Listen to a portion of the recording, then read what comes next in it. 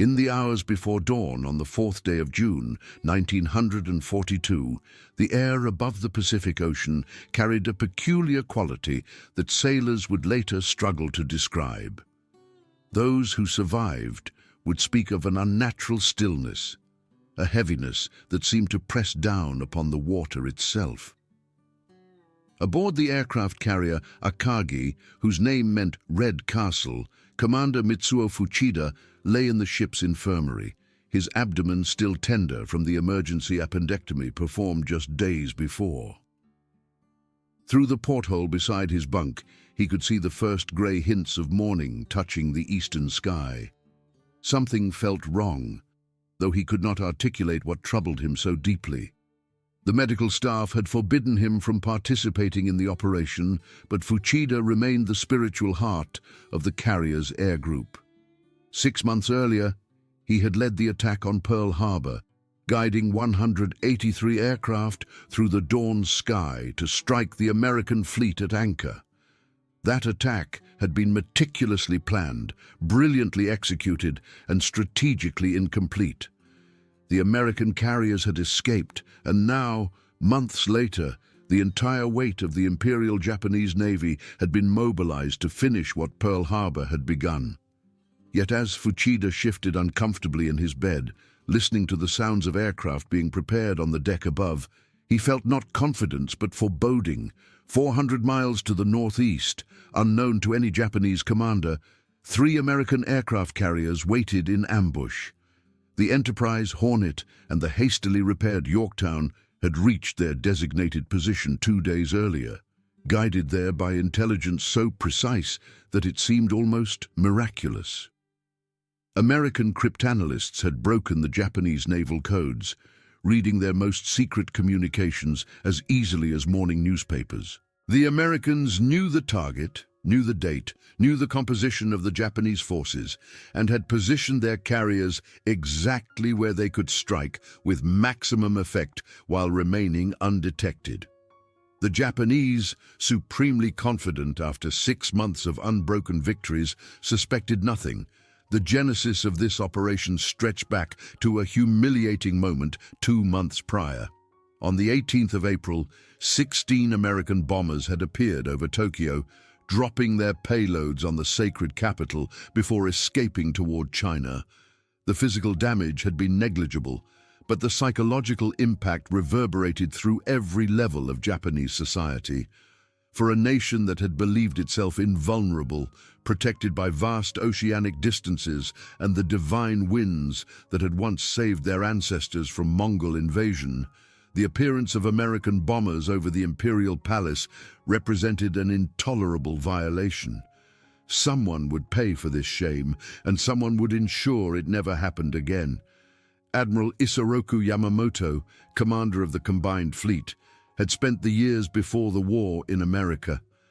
Unlike many of his colleagues who knew the United States only through intelligence reports and diplomatic cables, Yamamoto had walked the streets of American cities, had visited factories and shipyards, had witnessed firsthand the vast industrial capacity that slumbered beyond the Pacific.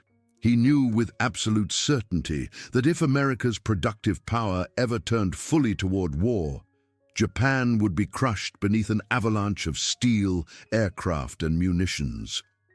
This knowledge haunted his dreams and shaped his strategic thinking.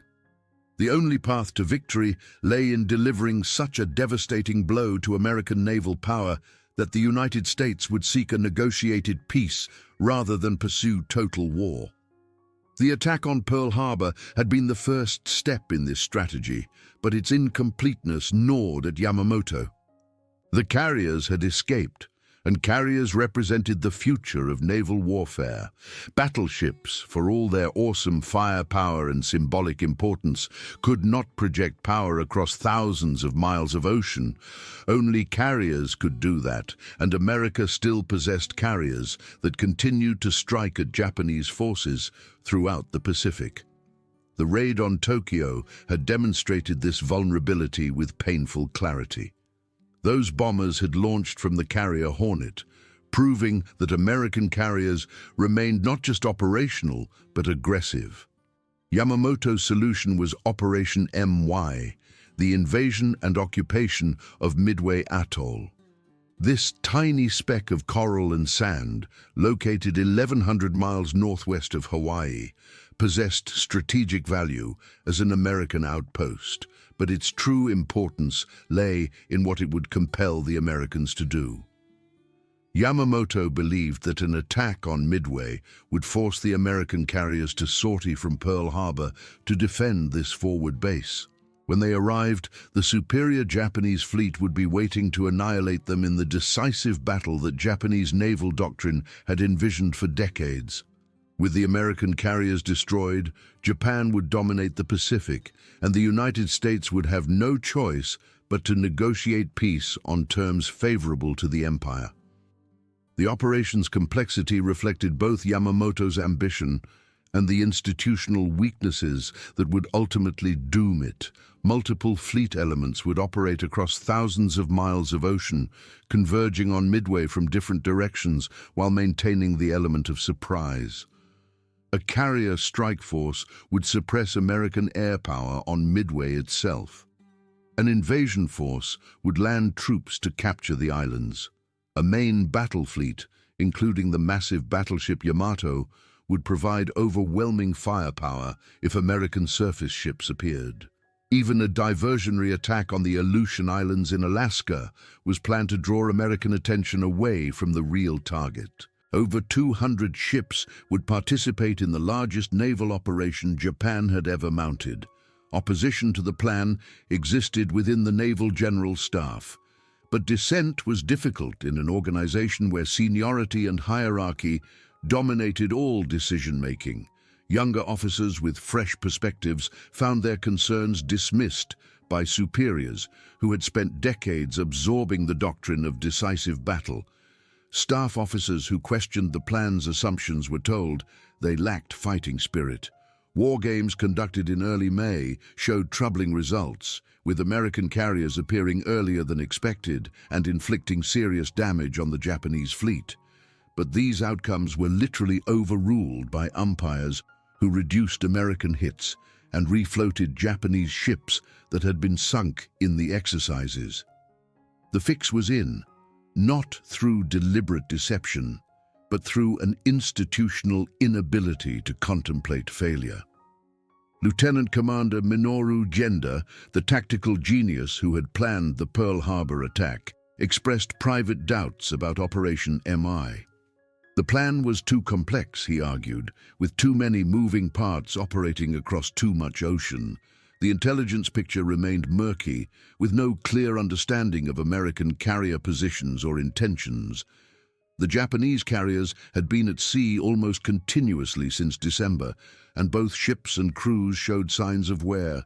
Most troublingly, the recent Battle of the Coral Sea had cost Japan 2 carriers. The Shokaku had suffered bomb damage, requiring extensive repairs, while her sister ship Zuikaku had lost so many aircraft and pilots that she could not participate in the Midway operation. 2 of Japan's finest carriers would be absent from what was supposed to be the decisive engagement of the war. But Genda's concerns, like those of other officers who saw the operation's flaws, were swept aside by the tide of overconfidence that infected the Imperial Navy. The Japanese called it victory disease, the assumption that success would continue indefinitely because it had come so easily thus far. Since the opening of the war, Japanese forces had conquered territory from Burma to the Solomon Islands, from the Dutch East Indies to the Gilbert Islands. The British battleship Prince of Wales and battlecruiser Repulse had been sunk by Japanese aircraft. The American Asiatic fleet had been destroyed. Wake Island, Guam, and the Philippines had fallen. Everywhere the rising sun flag flew, and everywhere the enemy retreated or surrendered. Why should Midway be any different? Vice Admiral Chuichi Nagumo, selected to command the carrier strike force, embodied both the strengths and weaknesses of the Imperial Navy's officer corps. A career torpedo specialist, he had achieved his position through seniority rather than expertise in naval aviation. He possessed courage, dedication to duty, and absolute loyalty to the Emperor, but he lacked the instinctive understanding of carrier warfare that this operation demanded. At Pearl Harbor, his caution had prevented a third strike that might have destroyed American fuel storage and repair facilities, leaving the Pacific Fleet crippled for years rather than months. Now he was being asked to lead an even more complex operation against an enemy that had had 6 months to prepare and recover. The 4 carriers of Nagumo's strike force represented the finest naval aviation assets in the world. Akagi and Kaga were converted from other hull types, large and powerful with extensive aircraft capacity. Hiryu and Soryu were purpose-built carriers, slightly smaller but highly effective. Between them, they carried 248 aircraft and the most experienced naval aviators on the planet. These pilots had honed their skills over years of warfare in China, then demonstrated their prowess at Pearl Harbor, in the Indian Ocean, and throughout the Southwest Pacific. They were professionals who knew their aircraft intimately and flew with precision born of countless hours of training and combat. They were, man for man, superior to any naval aviators in the American fleet. Yet expertise has limitations that confidence cannot overcome, and the Japanese carriers sailed toward Midway with critical vulnerabilities their crews never suspected. The Americans had cracked the Japanese naval code designated JN-25B, and Commander Joseph Rochefort's cryptanalytic unit at Pearl Harbor had been reading Japanese communications for months. When Japanese messages referred to a target designated AF, Rochefort's team devised a clever test. They had Midway send an uncoded radio message reporting that their water distillation plant had broken down. Within days, Japanese communications mentioned that AF was short of fresh water. The target was confirmed beyond doubt, and Admiral Chester Nimitz, commander of the Pacific Fleet, began positioning his forces for an ambush. The Japanese, meanwhile, operated under assumptions that bore no relationship to reality. Their intelligence indicated that the carrier Yorktown had been so badly damaged at Coral Sea that she would require months of repairs. In fact, American damage control parties and shipyard workers at Pearl Harbor had performed near miraculous feats, completing repairs in 72 hours that should have taken 3 months. The Japanese calculated that the Americans could field at most 2 carriers, Enterprise and Hornet, to oppose the 4 carriers of the Kido Butai. In reality, 3 American carriers were already at sea, already in position, and already preparing to strike. Japanese reconnaissance plans contained fatal flaws that overconfidence prevented anyone from recognizing.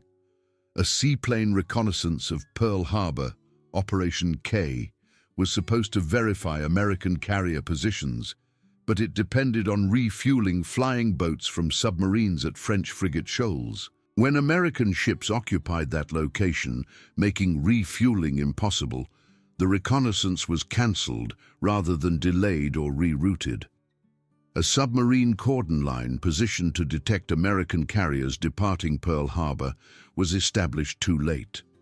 By the time the submarines reached their patrol stations, the American carriers had already passed through. The eyes that might have warned of the ambush were systematically blinded. Yet no alarm was raised because the Japanese never imagined they might be walking into a trap. On the 27th of May, an auspicious date marking the anniversary of Admiral Togo's victory over the Russian fleet at Tsushima, Nagumo's carriers departed from the inland sea. The symbolism was deliberately chosen to inspire confidence, but the date would prove less fortunate than anticipated. Akagi led the formation, flying Nagumo's flag, followed by Kaga, Hiryu, and Soryu. Screening destroyers surrounded them, with heavy cruisers providing additional protection. The ships turned southeast into waters where disaster waited with patient malice. Aboard Akagi, the mood combined professional focus with an undercurrent of unease that few acknowledged openly. The air crews attended final briefings, studying target maps of Midway that showed the airfield, fuel storage facilities, and defensive positions. The photographs were weeks old, taken by reconnaissance aircraft during an earlier patrol, and showed nothing of the recent reinforcement that had transformed Midway's defensive capabilities. American fighters, bombers, and most critically a radar station capable of detecting incoming aircraft at ranges exceeding 90 miles, had all been added to the island's defenses. The Japanese would be striking a target far better prepared than they realized. In the hangar decks below the flight deck, maintenance crews performed final checks on aircraft. Mechanics examined engines, testing compression, and listening for any irregularity in the sound of rotating parts. Armorers loaded ammunition belts for machine guns, checked bomb release mechanisms, and inspected torpedo mounting points. Fuel handlers topped off tanks, ensuring that every aircraft carried maximum fuel for the mission ahead. The work proceeded with practiced efficiency, but the pace was rushed. These ships and crews had been at sea almost constantly since the war's beginning, and fatigue showed in small mistakes, delayed maintenance, and cutting of corners that would have been unthinkable before the war. Lieutenant Joichi Tomonaga, selected to lead the first strike against Midway, represented the finest traditions of Japanese naval aviation. A graduate of the Naval Academy with years of combat experience, he combined technical skill with tactical judgment and quiet courage. As he reviewed the attack plan one final time, he noted the estimated American defensive strength on Midway and found it concerning. The intelligence suggested more fighters than expected, and fighters could inflict serious casualties on bombers that lacked fighter escort. He expressed this concern to Commander Genda, who assured him that the strike force would include adequate Zero fighters to suppress American interceptors. This conversation, like so many others, reflected assumptions that seemed reasonable but rested on incomplete information. 600 miles to the north, the Aleutians operation commenced as the diversionary phase of the overall plan. Carriers Ryujo and Junyo launched strikes against Dutch Harbor in Alaska, causing modest damage and generating headlines, but failing utterly in their supposed purpose of drawing American carriers northward. Admiral Nimitz, fully informed by his codebreakers that the real target was Midway, kept his carriers positioned near that objective and ignored the northern diversion completely. The Japanese, unaware that their codes were compromised, never realized that their elaborate deception had deceived no one. As dawn approached on the 4th of June, the machinery of destruction moved toward collision with increasing inevitability. American patrol aircraft had spotted elements of the Japanese invasion force the previous day, though the carriers remained undetected, hidden by distance and weather. On Midway itself, radar operators stared at their scopes, waiting for the attack they knew must come. In the ready rooms of the American carriers, pilots attended briefings and prepared to launch strikes against an enemy whose position they knew with remarkable precision. And aboard Akagi, Kaga, Hiryu, and Soryu, Japanese aircrews climbed into cockpits, started engines, and prepared to fly into history, unaware that everything they believed about American positions and intentions was catastrophically wrong. At 4:30 in the morning, with darkness still heavy over the Pacific, Akagi turned into the wind and began launching aircraft. One by one, bombers roared down the deck, gaining speed until they lifted into the air and circled to join the forming strike group. Fighters followed, their nimble Zero fighters climber quickly to take escort positions. The launch proceeded smoothly, a testament to months of practice and the expertise of the flight deck crews. Within 30 minutes, 108 aircraft had launched, 36 Valdive bombers, 36 Kate-level bombers, and 36 Zero fighters. Lieutenant Tomonaga led them into the lightning sky, setting course for Midway, 240 miles distant. As the strike departed, Nagumo made a decision that would haunt analyses of the battle for decades afterward. Half his aircraft remained aboard the carriers, armed with torpedoes and armor-piercing bombs for attacking ships. This reserve strike force represented insurance against the appearance of American surface vessels, particularly carriers.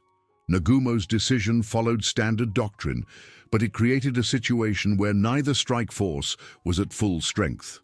When circumstances changed rapidly, as they soon would, this division of force would prove catastrophic.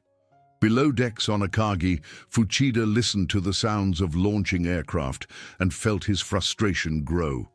He should have been leading that strike, not lying in a hospital bed recovering from surgery.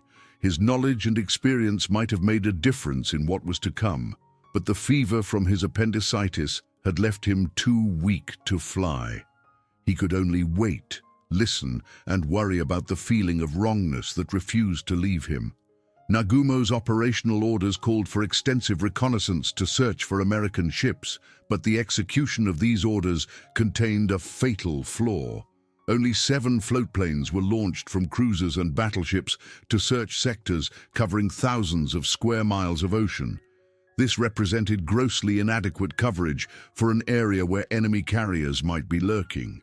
American doctrine in similar circumstances would have launched 30 or more patrol aircraft. The Japanese launched 7, and even those 7 faced problems. Tone, a heavy cruiser, experienced mechanical difficulties that delayed the launch of one of her float planes by 30 critical minutes.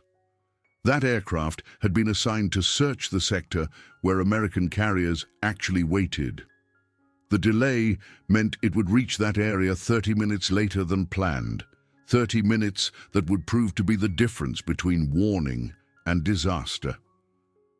At 5:34, a PBY Catalina patrol bomber from Midway spotted the Japanese carriers and transmitted the electrifying message that galvanized American forces, enemy carriers. The pilot, Lieutenant Howard Addy, followed with more details, providing bearing, distance, course, and speed.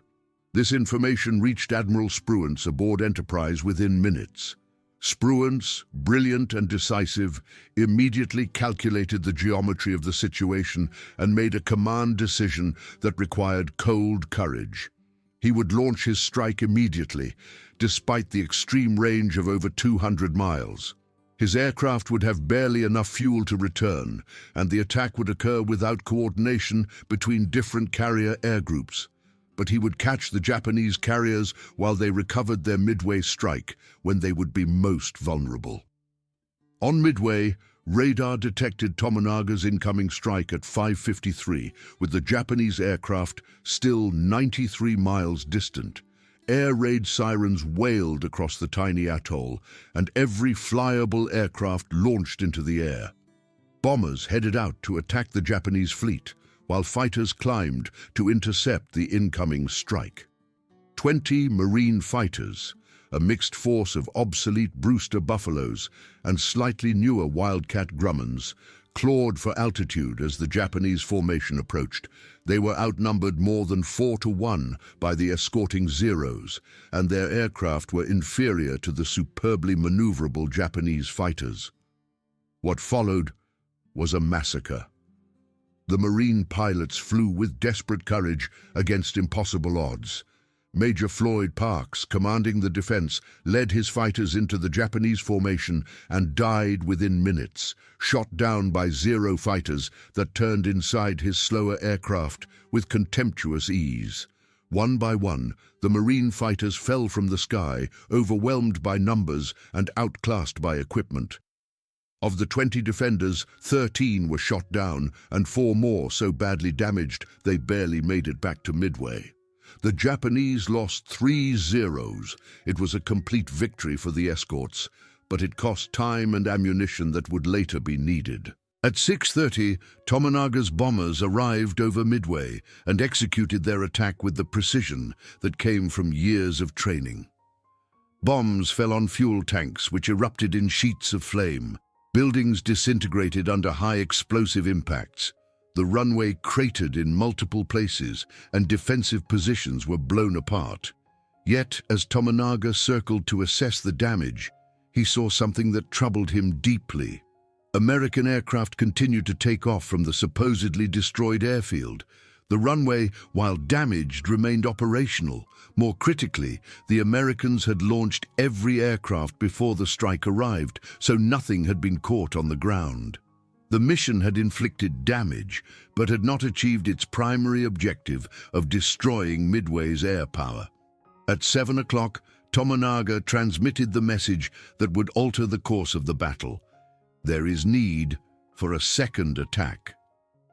This assessment reached Nagumo at a moment when the first American counterstrikes from Midway were beginning to arrive. 6 TBF Avenger torpedo bombers and 4 B-26 Marauders, all carrying torpedoes, bored in at low altitude toward the Japanese carriers. The combat air patrol Zeros fell on them with savage efficiency, shooting down 5 Avengers and 2 Marauders. But one Marauder, its fuselage stitched with bullets and hydraulic fluid streaming from ruptured lines, made a determined run straight at Akagi after releasing its torpedo.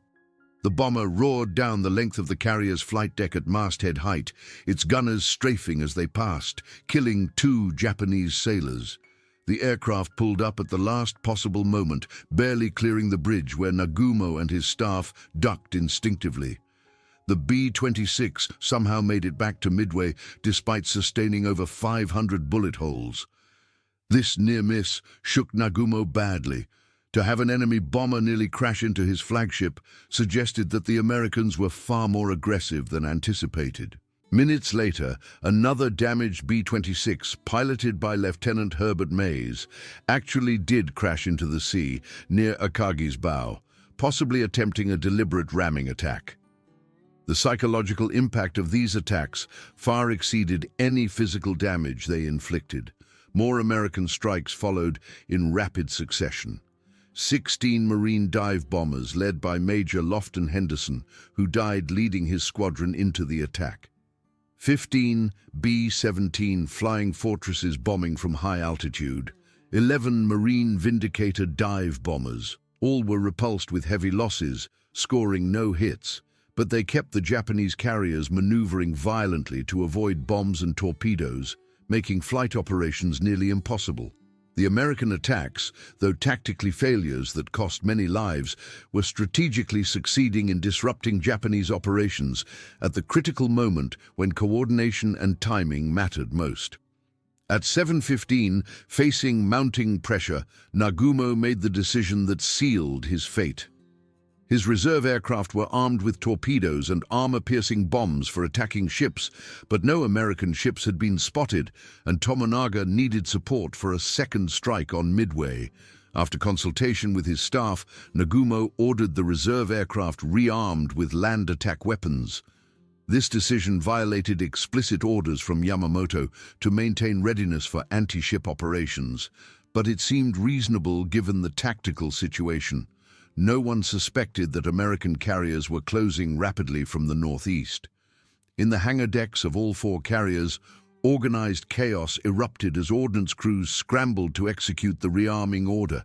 Torpedoes, each weighing nearly a ton, had to be removed from aircraft and replaced with smaller bombs.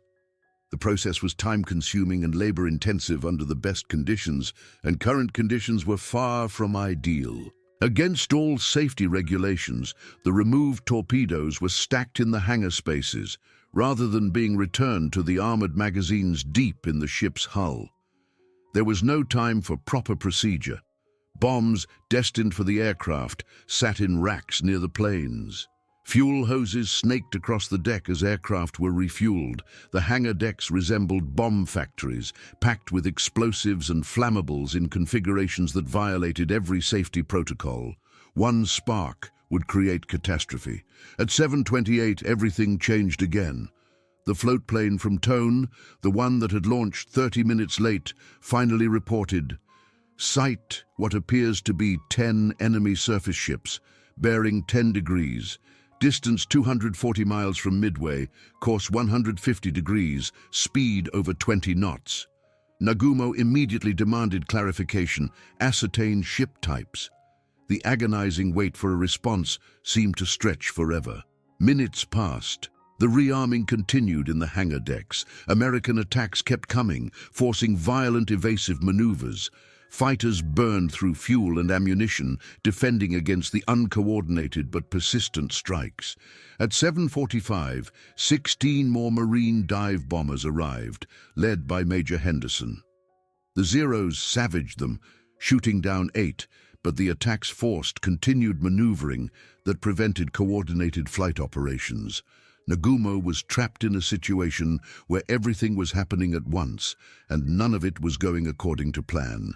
At 8:09, the Tone Scout finally provided clarification. Enemy is 5 cruisers and 5 destroyers. Nagumo felt relief wash over him. No carriers, just cruisers and destroyers that his battleships and cruisers could easily handle. He continued preparations for the second Midway strike. The rearming process had progressed too far to reverse course now. Better to complete the changeover, launch against Midway, then deal with the American surface ships afterward. At 8:20, disaster struck in the form of 6 words from the Tone Scout. The enemy is accompanied by what appears to be a carrier. The message hit Nagumo like a physical blow. A carrier. Everything changed instantly. The entire operational plan, every assumption underlying the day's activities, suddenly collapsed. The American carriers were not at Pearl Harbor waiting to sortie after Midway was captured. They were here now, in position to strike. The hunter had become the hunted. Rear Admiral Taman Yamaguchi, commanding the 2nd Carrier Division from Hiryu, immediately signaled his recommendation. Consider it advisable to launch attack force immediately. Yamaguchi, younger and more aggressive than Nagumo, saw the situation with crystal clarity. Every minute of delay increased vulnerability. Launch now with whatever was ready, even if the force was uncoordinated and partially armed. Speed was everything. But Nagumo, trained in the doctrines of coordinated strikes and overwhelming force, hesitated. His aircraft were in chaos. Some carried torpedoes, some carried bombs, some carried nothing at all. The rearming process was half completed, leaving him with forces optimized for neither ship attack nor land attack.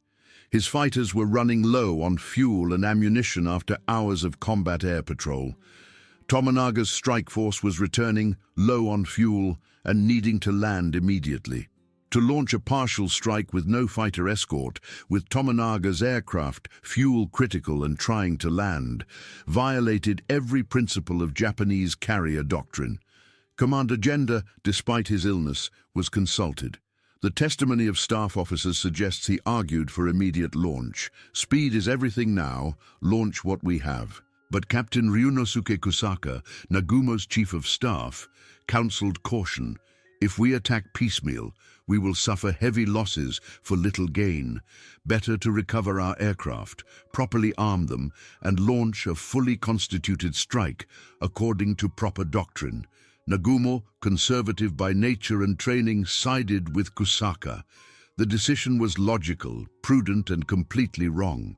He ordered all carriers to recover Tomonaga's aircraft, complete the rearming process with proper anti-ship weapons, and then launch a coordinated full-strength strike. Everything would be done properly, by the book, according to doctrine. The American carriers could wait another hour. As Tomonaga's aircraft began landing at 8:37, the hangar decks descended into controlled chaos. Aircraft descended on elevators to be refueled and rearmed. The ordnance crews, who had been removing torpedoes and adding bombs, now had to reverse the process, removing bombs and reinstalling torpedoes. The hangar spaces filled with aircraft, fuel hoses, ordnance carts, torpedoes, bombs, and exhausted crews rushing to prepare for launch. Every safety regulation was being violated simultaneously. The elevators cycled constantly, bringing aircraft down from the flight deck and raising them back up. Above, on the flight decks, more of Tomonaga's aircraft landed, refueled, and prepared for the next strike. It was organized chaos, efficient but desperately vulnerable. At 9:20, the first American carrier aircraft arrived. 15 TBD Devastator torpedo bombers from Hornet's Squadron 8, led by Lieutenant Commander John Waldron. The Devastators were obsolete, slow, underarmed, and pitifully vulnerable. They approached at barely 100 knots, just above the wave tops, presenting perfect targets for the Zeros that swarmed down from high altitude. The Combat Air Patrol had been waiting for exactly this type of attack, and they executed their interception with professional brutality. One by one, Waldron's bombers were shot down. The Zeros came in from above and behind, their machine guns and cannons tearing through the unarmored fuel tanks and control surfaces of the American torpedo planes. Devastators fell in flames, crashed into the water, disintegrated under the hail of bullets. Within minutes, all 15 were destroyed. Of the 30 airmen who had launched from Hornet, only one survived, Ensign George Gay, who would float in the water throughout the rest of the battle, hiding under his seat cushion, watching the drama unfold. Not a single torpedo hit any Japanese ship. It appeared to be another complete American failure. At 9:54, 14 more Devastators arrived from Enterprise's Squadron 6, led by Lieutenant Commander Eugene Lindsay. The Zeros, still at low altitude from the previous massacre, pounced again. 10 more torpedo bombers were shot down. 4 somehow escaped, but again, no torpedoes found targets. The American sacrifice seemed futile. At 10 o'clock, 12 Devastators from Yorktown Squadron 3 attacked, led by Lieutenant Commander Lance Massey. 10 more were destroyed. Of the 41 torpedo bombers that attacked the Japanese carriers, only 6 survived. It was slaughter on a scale that shocked even the victorious Zero pilots. The American attacks had been brave to the point of suicidal, but they had achieved nothing except their own destruction.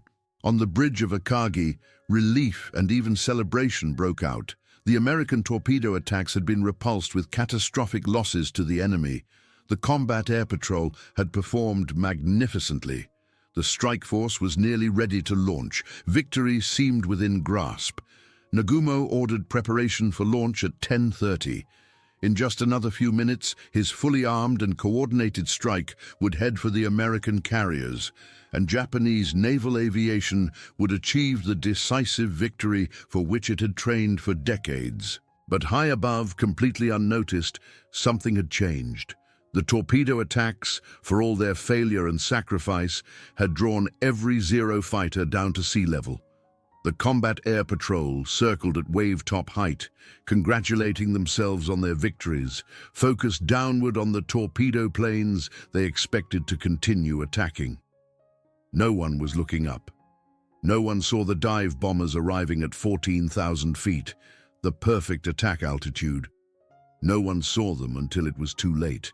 Lieutenant Commander Wade McCluskey, leading 33 dive bombers from Enterprise, had been searching for the Japanese fleet.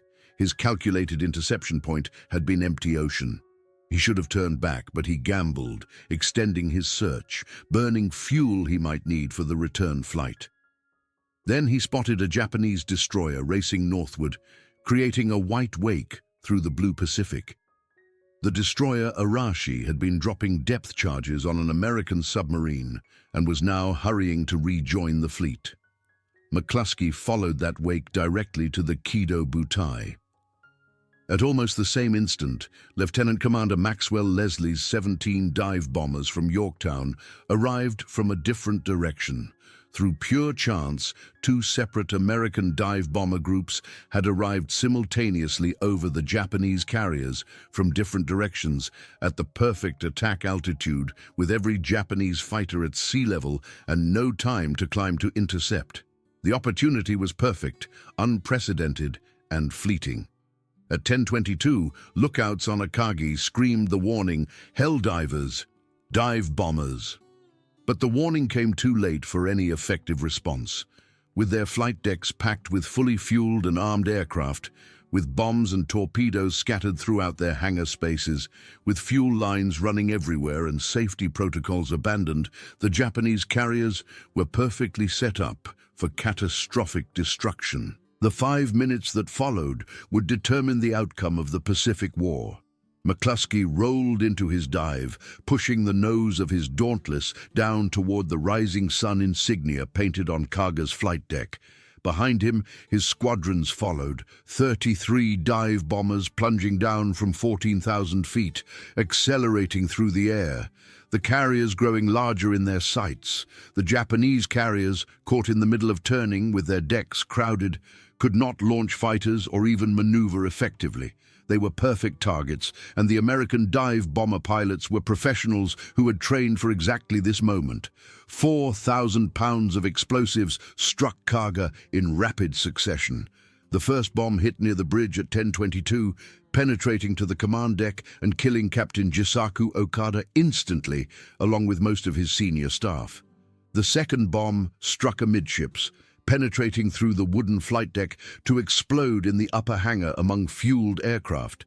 The impact ignited aviation gasoline that sprayed across the hangar bay, creating instant inferno.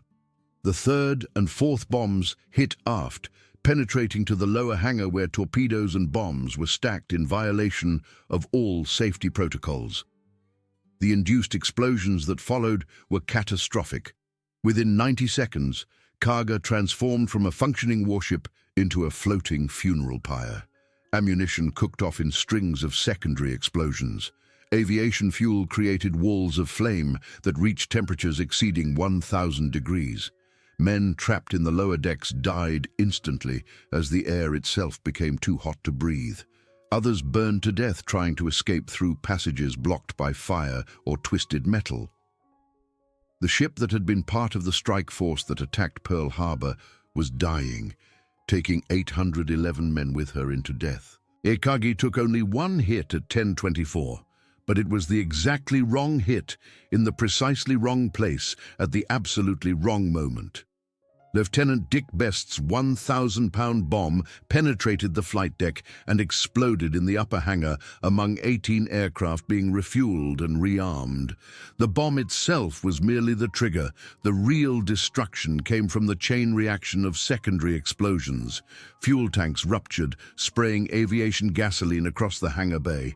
Bombs that had been stacked carelessly detonated in sympathetic explosions. Torpedoes, their warheads containing hundreds of pounds of high explosive, exploded with devastating force. The blast effects tore through the unarmored hangar spaces, rupturing more fuel lines, detonating more ordnance, creating a cascade of destruction that could not be stopped.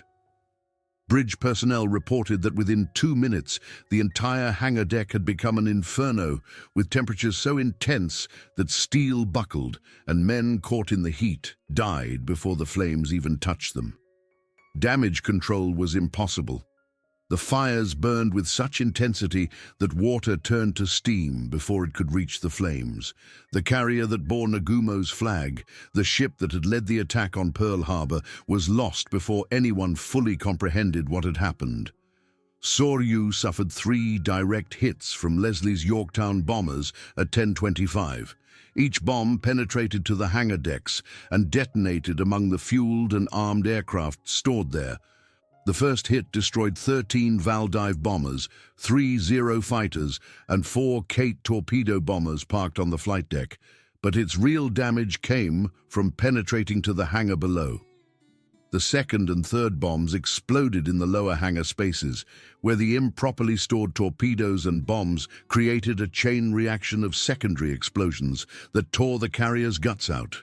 Soryu's captain, Ryusaku Yanagimoto, understood immediately that his ship was doomed. As fires spread and secondary explosions rocked the vessel, he refused all suggestions that he abandon ship. According to the testimony of Chief Petty Officer Abe, who was sent specifically to rescue the captain, Yanagimoto remained on the bridge, sword in hand, singing the national anthem Kimigayo as flames engulfed the command structure. His body was never recovered. In 5 minutes, 3/4 of Japan's carrier striking power had been eliminated. Kaga, Akagi, and Soryu burned out of control, their crews fighting desperately to save ships that could not be saved. Men trapped below decks died in ways too horrible to describe in detail. Sailors on the flight decks were blown overboard by explosions or forced to jump into oil-covered water to escape the flames. The destroyers that rushed to rescue survivors pulled burned and broken men from the Pacific, many of whom would die later from their injuries. The careful planning, the months of preparation, the complex operation orders, all of it had come to nothing in 5 minutes of perfectly executed American dive bombing. Only Hiryu, separated from the other carriers by several miles and partially hidden by cloud cover, escaped the initial American strike. Admiral Yamaguchi aboard Hiryu watched the smoke rising from his companion carriers and understood with bitter clarity that the battle had turned catastrophically against Japan. But Yamaguchi was a fighter, aggressive and determined, and his carrier remained operational. He immediately ordered a counterstrike, launching 18 Valdive bombers and 6 Zero escorts at 10:58, led by Lieutenant Michio Kobayashi. Following the American aircraft back along their return course, this strike force found Yorktown at noon. The American carrier, warned by radar of the incoming attack, had time to prepare. Combat air patrol fighters positioned themselves to intercept, and anti-aircraft guns stood ready, but the Japanese pilots pressed their attack with the same professional skill that had characterized their service throughout the war. 3 bombs hit Yorktown, penetrating her flight deck and exploding deep within the ship. Fires broke out in multiple locations. Boilers went offline. The carrier lost power, went dead in the water, and began listing as uncontrolled flooding spread through lower compartments. American damage control parties fought with desperate skill, and remarkably within 2 hours they had Yorktown underway again at 20 knots. This feat of damage control, impossible by Japanese standards, demonstrated the superior American approach to ship survivability. Yamaguchi, informed that Yorktown was operational again, immediately prepared a second strike. Only 10 Kate torpedo bombers and 6 Zero fighters remained available, a tiny force by the standards of the morning's operations, but Yamaguchi launched them at 13:31 under the command of Lieutenant Tomonaga. During the morning strike on Midway, Tomonaga's aircraft had suffered damage to its left-wing fuel tank. Maintenance crews had only managed to fuel the right tank before the second strike launched. When offered the chance to transfer to an undamaged aircraft, Tomonaga refused, stating that every available aircraft was needed. He knew, and his crew knew, that it was a one-way mission. The fuel in his single tank would last for the attack run, and nothing more. There would be no return. At 14:30, Tomonaga's small force found Yorktown making 19 knots, having recovered remarkably from the earlier attack.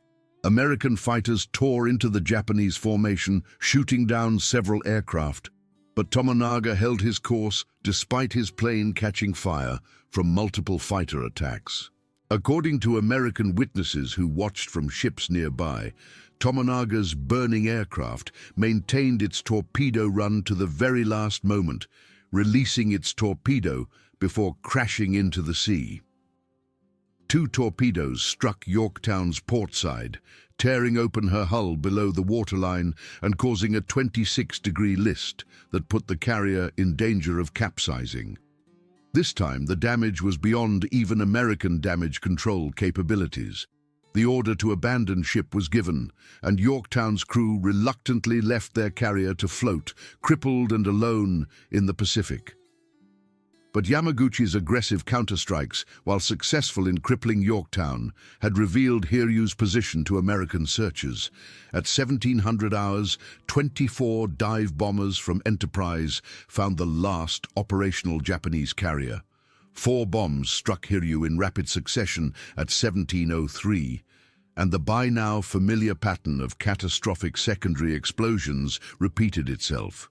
Fueled and armed aircraft exploded, aviation gasoline ignited, torpedoes detonated, and within minutes Hiryu joined her sisters as a burning wreck.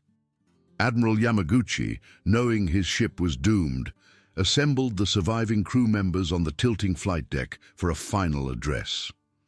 According to survivors who were later picked up by destroyers, Yamaguchi apologized to his men for the defeat, urged them to survive and rebuild a stronger navy, then retired to his bridge with Captain Tomeo Kaku. Both men chose to remain aboard as the ship sank, going down with Hiryu in accordance with the traditions they had served throughout their careers. Yamaguchi's final message to Nagumo, transmitted before communications failed, included an apology for the defeat and a hope that the emperor would find better fortune in future battles. He was posthumously promoted to vice admiral in recognition of his aggressive leadership, but the promotion could not change the fundamental reality that all 4 carriers of the Kido Butai were lost, and with them any hope of Japanese victory at Midway. Through the night of June 4th to 5th, the doomed carriers drifted, burning. Damage control parties fought fires they could not control. Medical personnel tried to treat casualties too numerous and too badly burned to help. Senior officers faced the agonizing decision of when to abandon ship and save the surviving crew members versus continuing futile efforts to save vessels that were already lost. Soryu was the first to sink, slipping beneath the waves at 1913 on the 4th with 711 men still aboard or drowned in the water around her. Kaga followed at 1925, taking 811 sailors into the depths with her. Akagi proved surprisingly difficult to kill. Despite the raging infernos throughout her hangar decks and the secondary explosions that continued to rock her hull, she remained stubbornly afloat through the night. At 0500 on June 5th, after all surviving crew had been evacuated, Japanese destroyers fired torpedoes into her to ensure she would not be captured by the Americans. She finally rolled over and sank, taking with her 267 men whose bodies could not be recovered. Hiryu lasted until 0900 on the 5th, by which time Admiral Yamamoto, 600 miles away aboard the battleship Yamato with the main force that had never engaged, finally accepted the full magnitude of the disaster. His grand plan had collapsed completely. The American carriers were not destroyed. The Japanese carriers were gone. Midway would not be captured. The entire operation had achieved nothing except catastrophic losses. At 0245 on June 5th, Yamamoto transmitted the order that acknowledged defeat. Occupation of Midway is cancelled. Withdraw. Hiryu slipped beneath the Pacific at 0900, taking 392 men with her. The disaster was not quite complete. On June 6th, the submarine I-168, commanded by Lieutenant Commander Yahachi Tanabe, found the crippled Yorktown under tow by the fleet tug Vireo. Tanabe had been stationed off Midway providing weather reports and had watched the morning attacks through his periscope. Now, maneuvering carefully through the destroyer screen at just 3 knots, he achieved what the entire Kido Butai had failed to accomplish. At 1331, Tanabe fired a spread of 4 torpedoes from 1,200 yards. 2 hit Yorktown. 1 hit the destroyer Hamon alongside, providing auxiliary power. Hamon broke in 2 and sank in 4 minutes with 80 dead, many killed by their own depth charges exploding as the ship went down. Yorktown, struck by 2 more torpedoes, was doomed but refused to sink immediately. She finally capsized and sank at 0701 on June 7th in over 16,000 feet of water. This small victory, sinking the American carrier that had helped destroy the Kido Butai, provided cold comfort against the scale of the Japanese defeat. The heavy cruisers Mogami and Mikuma, attempting to bombard Midway on the night of June 4th, had collided while conducting evasive maneuvers after detecting an American submarine. American aircraft found them on June 6th. Mikuma was sunk by repeated bombing attacks, losing 700 men in the highest single-ship death toll of the entire battle. Mogami, severely damaged with 92 dead, barely managed to limp back to Truk for repairs that would take months to complete. The final accounting was devastating. In ships, Japan had lost 4 fleet carriers, 1 heavy cruiser, 248 carrier aircraft, and over 50 land-based aircraft.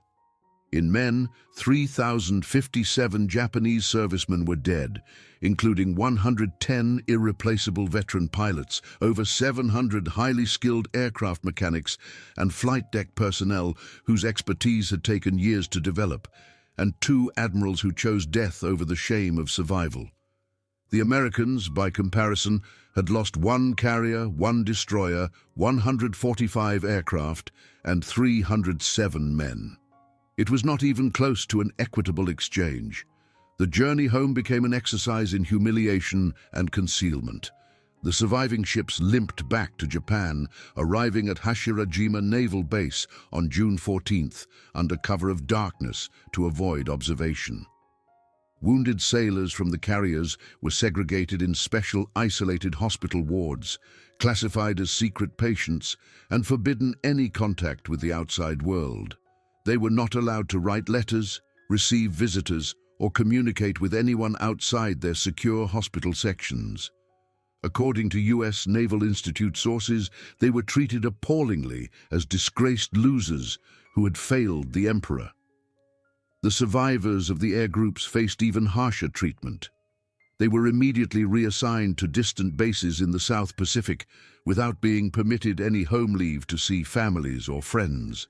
Most would die in the subsequent battles of the Solomon Islands campaign, their expertise and experience wasted in futile defensive actions against an increasingly powerful American advance. The carrier crews were dispersed to different ships and different bases, all sworn to absolute secrecy under threat of severe punishment that could extend to their families. The entire Midway operation became a state secret, to be denied and concealed as completely as possible. The propaganda campaign began immediately. Tokyo Radio announced to the Japanese people on June 5th that naval and air forces of the empire had succeeded in inflicting heavy damage on American fleet and air forces in the Central Pacific. Later broadcasts claimed 2 American carriers sunk in a smashing Japanese victory.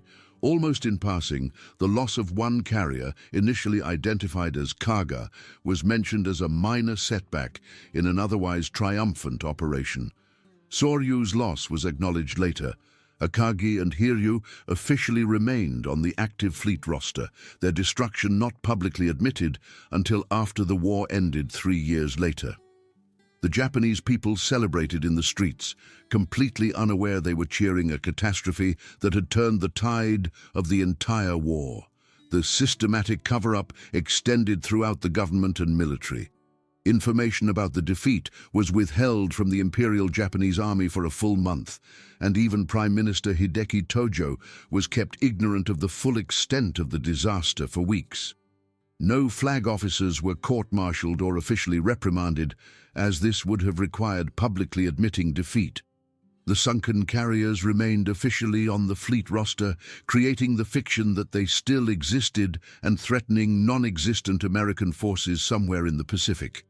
Commander Fuchida, recovering in a naval hospital from his appendectomy and burns received during Akagi's destruction, was visited by a naval intelligence officer who warned him that as far as the world knows, we won a great victory at Midway.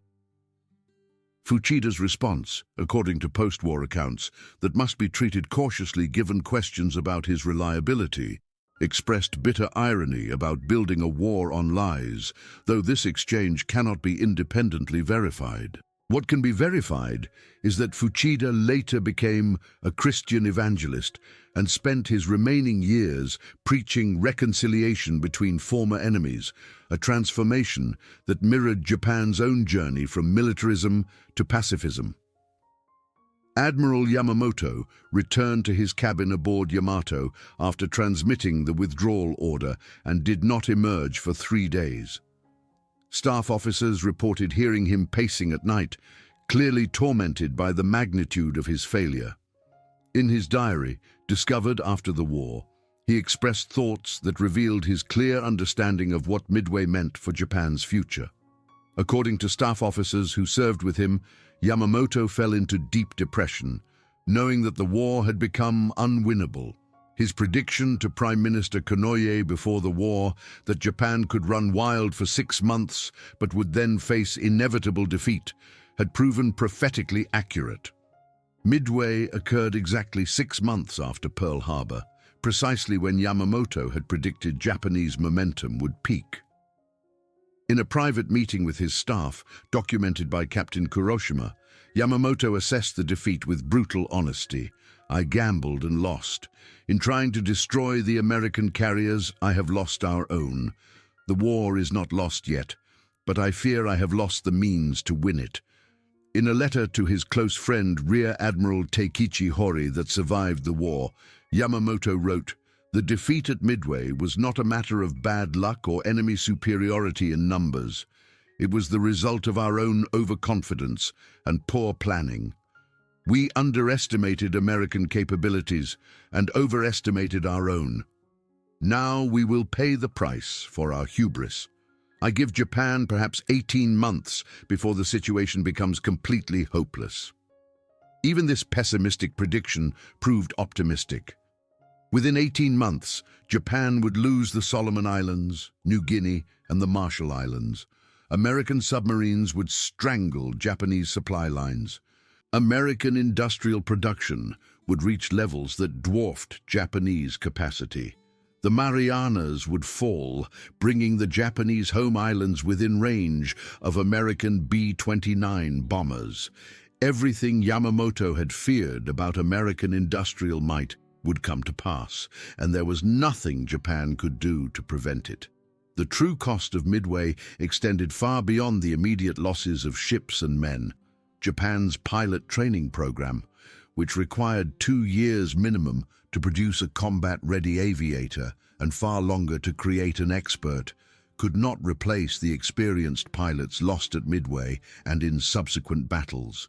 The institutional knowledge possessed by the skilled maintenance crews who died could not be replicated or transferred.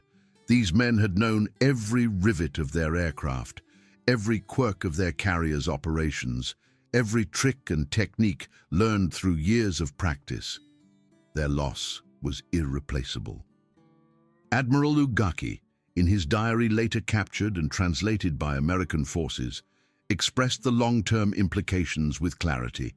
"We can build new carriers in 2 years, we cannot build new pilots with the experience of those we lost, and we will never replace the skilled maintenance crews who knew how to keep our aircraft flying under combat conditions. The real tragedy of Midway is not the ships, but the men." Japanese naval aviation never recovered from these personnel losses. At the Battle of the Philippine Sea, 2 years later in June 1944, inexperienced Japanese pilots flying against veteran American aviators in superior aircraft were massacred in what Americans called the Great Marianas Turkey Shoot. Japanese naval aviators lost over 600 planes while inflicting minimal damage on American forces. The seeds of that disaster were planted in the waters off Midway, where the experienced pilots and maintenance crews who might have trained the next generation died instead. Midway marked the high water mark of Japanese expansion and the beginning of an inexorable retreat.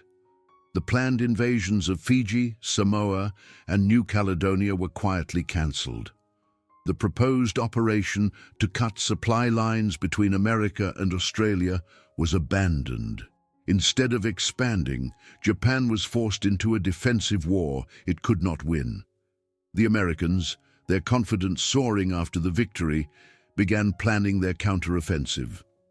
2 months later, Marines landed on Guadalcanal, beginning the long, bloody American advance toward Japan that would end only with atomic bombs and unconditional surrender 3 years later. The psychological impact proved equally devastating. The Japanese Navy's aura of invincibility, carefully cultivated since Admiral Togo's victory over Russia at Tsushima in 1905, shattered forever. Destroyer Captain Commander Tamichi Hara recalled in his memoirs, "After Midway, We never felt confident again. We went into battle expecting to lose. The Americans went in expecting to win. The whole psychology of the war had changed in those 5 minutes when our carriers were hit. Within the Navy itself, bitter recriminations began immediately, though never publicly.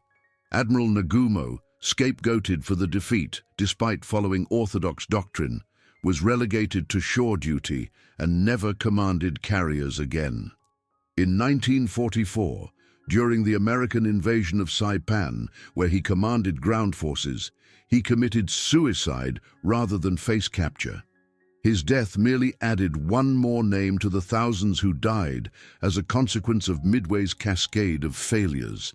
The battle exposed fundamental flaws in Japanese military culture that could not be corrected. The inflexibility of thinking, the inability to adapt to unexpected situations, the blind adherence to doctrine even when circumstances changed, the rigid hierarchy that discouraged junior officers from questioning their superiors.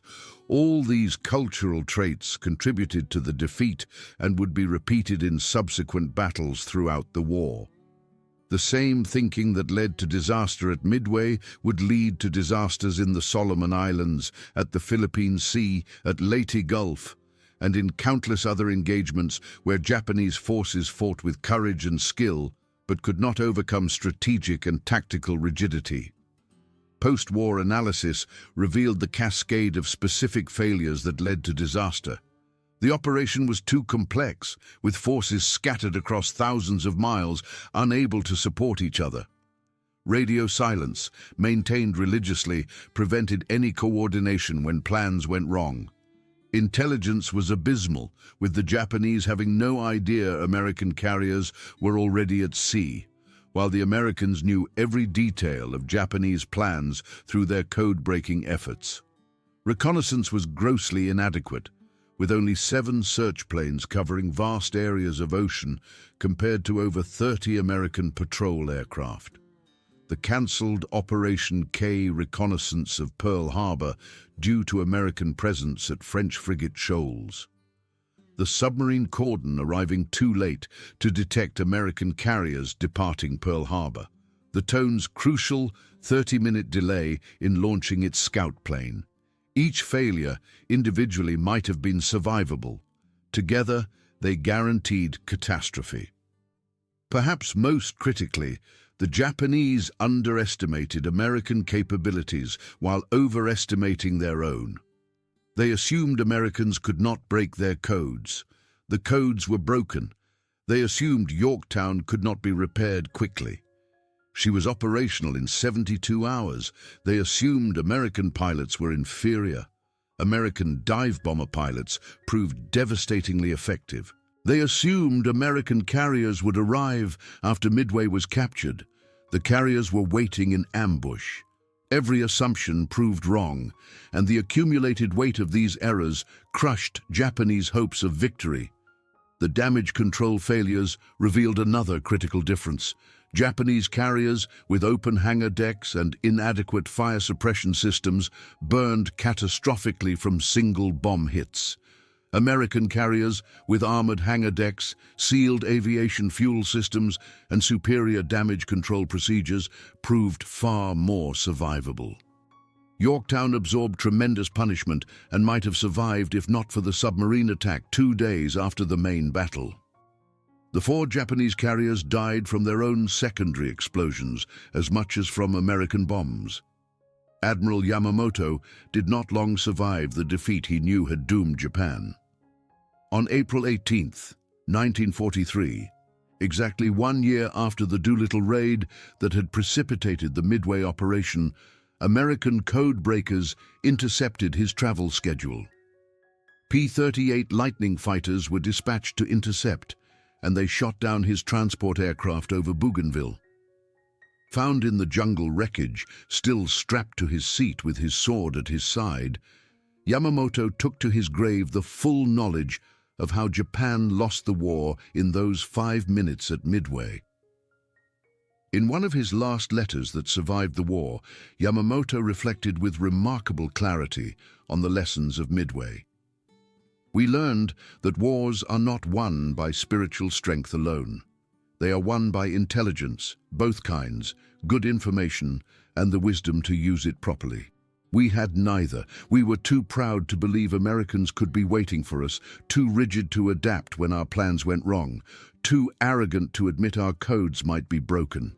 Pride leads to a fall, and our pride was limitless.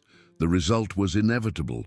The greatest irony of Midway lies in how completely it reversed Yamamoto's intentions. It was indeed the decisive battle he had sought, but with outcomes exactly opposite to those he had planned. The carriers he had tried to trap instead trapped him. The ambush he had designed became the ambush he suffered.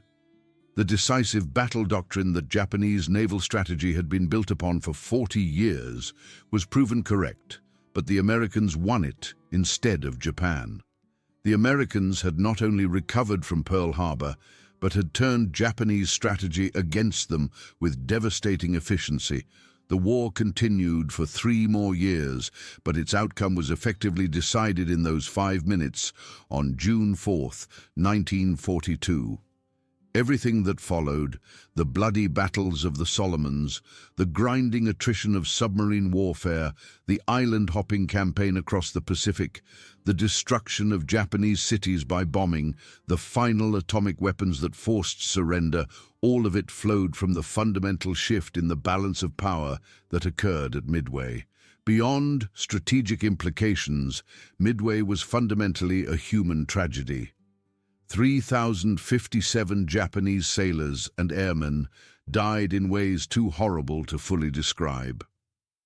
Young men who had written final letters that morning, shared breakfast rice and tea with their comrades, dreamed of victory and home, died in fires that reached 1,000 degrees, drowned in oil-slicked waters, or were torn apart by explosions heard miles away. Their families received notices that their sons died gloriously for the emperor in a great victory, never learning during the war that they had died in a catastrophic defeat. Mothers hung gold stars in their windows, proud of sacrifices they did not understand, believing lies that would only be exposed after Japan's surrender. Lieutenant Hashimoto, one of the few survivors from Akagi's engine room, testified at post-war investigations about the nightmares that would haunt him for the rest of his life. The screams of burning men echo in my nightmares still. We could not save them. The passages were blocked by fire, the ladders melted from heat. We could only listen as they died, their voices calling for their mothers, for water, for death to end their agony. Every night I hear them still. These men died not for victory, but for a defeat sealed by their commanders' overconfidence and rigidity. Their sacrifice purchased nothing but grief. Petty Officer Tanaka, who survived Soryu's sinking, recalled the morning before the battle with bitter irony. We were so confident. We joked about which American ship we would sink. Yamada said he would sink a battleship. Suzuki claimed he would shoot down 5 American planes. They were both 18 years old. Both died when the bombs hit. Their bodies were never recovered. Sometimes I wonder if they are still down there, standing at their posts, waiting for orders that will never come. The confidence that morning was not bravado, but genuine belief in inevitable victory, a belief that died with them in fire and water. Today, the 4 Japanese carriers rest in over 17,000 feet of water, their exact locations discovered by deep-sea explorer Robert Ballard and subsequent expeditions.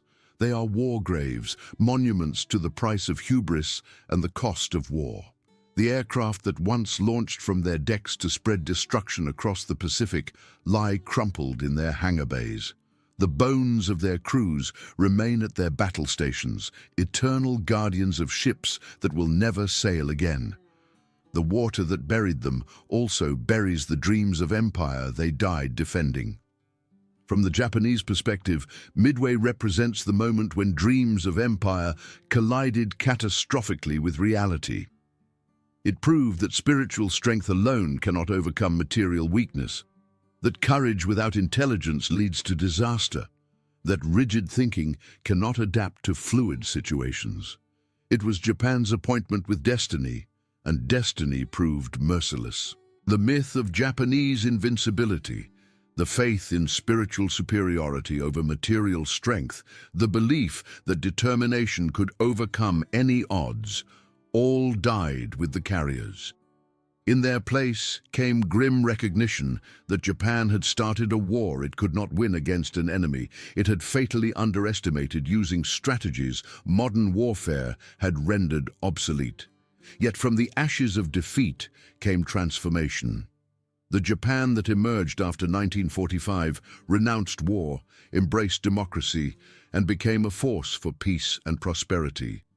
The samurai spirit that once drove conquest now drives innovation. The nation that sought to dominate the Pacific now helps maintain its peace. The technological expertise that built carriers now builds automobiles and computers. In that transformation, perhaps the 3,057 who died at Midway did not die entirely in vain, though that comfort is cold consolation for families who lost sons, fathers, brothers, and friends to a defeat concealed as victory. The battle also stands as eternal warning about the dangers of overconfidence and rigid thinking. The Japanese military, despite tactical brilliance and brave personnel, fell victim to its own success. Victory disease, the assumption that past success guarantees future triumph, infected thinking at every level. The same Navy that brilliantly executed Pearl Harbor 6 months earlier now bungled basic reconnaissance, ignored intelligence warnings, and walked into a trap that should have been obvious. Superior training and equipment proved insufficient against superior intelligence and adaptability. As we look back at Midway from the Japanese perspective, we see not villains, but human beings caught in the terrible machinery of war. Young pilots who flew to their deaths with courage, if not wisdom. Commanders making decisions with incomplete information under impossible pressure. Mechanics working frantically to prepare aircraft they would never see again. Sailors fighting fires that could not be controlled, staying at their posts until the end. Their story deserves to be told not to glorify war, but to remember its cost, not to celebrate defeat, but to understand how pride and rigidity lead to catastrophe. The lesson of Midway from the Japanese perspective is that no nation, however powerful, can afford to underestimate its enemies, overestimate its capabilities, or ignore the changing realities of warfare. The carriers that seemed invincible at Pearl Harbor proved fatally vulnerable at Midway. The pilots who had swept all before them met their match in American dive bombers. The strategies that worked against divided enemies failed against a united and informed opponent. Every assumption proved wrong, and the accumulated weight of these errors crushed Japanese hopes. In the end, the waters that closed over the Japanese carriers at Midway were the same waters that eventually washed away the militarism that sent them there. The young men who died believed they fought for emperor and empire. They could not know they were dying for a failed strategy that would doom their nation to defeat and occupation. Their sacrifice reminds us that war's first casualty is truth, and its last casualty is the soldier who believed the lies his government told. The story deserves telling not to celebrate defeat or victory, but to remember war's cost and empire's price. The waves that closed over the Japanese carriers at Midway were the same waves that would eventually cleanse the stains of militarism, leaving behind a nation transformed and a lesson for all humanity. The path of aggression leads only to destruction. True strength lies not in conquest but in peace. The ghosts of Midway, Japanese and American alike, remind us that war is not glorious but terrible, not triumphant but tragic, and that peace, however difficult to maintain, is always preferable to even the most decisive victory. In the vast Pacific, where the carriers still lie in their deep graves, the only sound is the eternal movement of waves, carrying neither Japanese nor American voices, but simply the echo of humanity's costliest lesson. War, no matter who wins, leaves only loss in its wake. The young men who died at Midway on both sides deserve to be remembered not as heroes or villains, but as human beings whose lives were consumed by decisions made by leaders who could not foresee the consequences of their actions. Their memory demands that we work tirelessly to ensure that such catastrophic conflicts never occur again, that the price they paid in fire and water serves as eternal reminder of war's true cost.